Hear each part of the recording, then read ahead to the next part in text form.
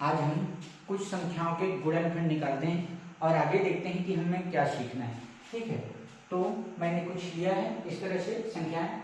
2 के गुणनखंड, तो 2 के गुणनखंड 1, जैसे मैंने पिछली कक्षा में बताया था कि 1 जो है सभी संख्याओं का गुणनखंड है, तो 1 हो गया। और 2, यह भी मैंने बताया था कि जो संख्या है स्वयं की गुणनखंड होती है, तो 2 के जो गुणनखंड है वह है 1 और 2। 3 के गुणनखंड, 3 के गुणनखंड 1 और 2 से नहीं जाएगा 3। 4 के गुणनखंड 1, 2 दूनी 4 और 4 एकम 4। ठीक है, 5 के गुणनखंड 1 और 5, क्योंकि 2 3 4 से नहीं जाएगा। 6 के गुणनखंड 1, 2 3 6, 3 दूनी 6 और 6 एकम 6। 7 के गुणनखंड 1 और 2 3 4 5 6 से नहीं जाएगा, सीधे 4। 8 के गुणनखंड 1, 2 चौका 8, 4 दूनी 8 और 8। 9 के गुणनखंड 1 3 और 9। तो यह हमने निकाल लिया कुछ संख्याओं के गुणनखंड।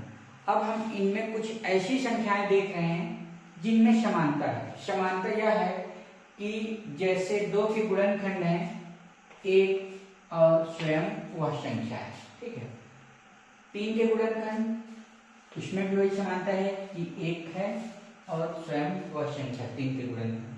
5 के गुणनखंड 1 और 5 और आगे है 7 के गुणनखंड 1 और 7। इनमें हम देखते हैं कि इनके केवल 2 ही गुणनखंड हैं। आप देख रहे होंगे 1 और 2 स्वयं, 1 और 3, 1 और 3 स्वयं, 1 और 5, 5 के गुणनखंड में, और 7 के गुणनखंड में 1 और 7। तो ये ऐसी संख्याएं हैं जिनके 2 ही गुणनखंड हैं और बाकी के 3, यहाँ 4 है, यहाँ भी 4 है, यहाँ 3 है। तो इन संख्याओं को हम कहते हैं अभाज्य संख्याएं। ठीक है ना, हमने क्या देखा, वे संख्याएं, लिख लेते हैं, वे संख्याएं जिनके केवल 2 गुणनखंड होते हैं, 2 गुणनखंड होते हैं, अभाज्य संख्याएं कहलाती हैं। अभाज्य संख्याएं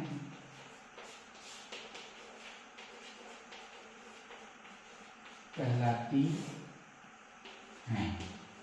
या दूसरे शब्दों में कहें कि ये वे संख्याएं हैं जो 1 और स्वयं के अलावा किसी दूसरी संख्या से विभाजित नहीं होती। और हमने बहुत सारी संख्याएं देखा,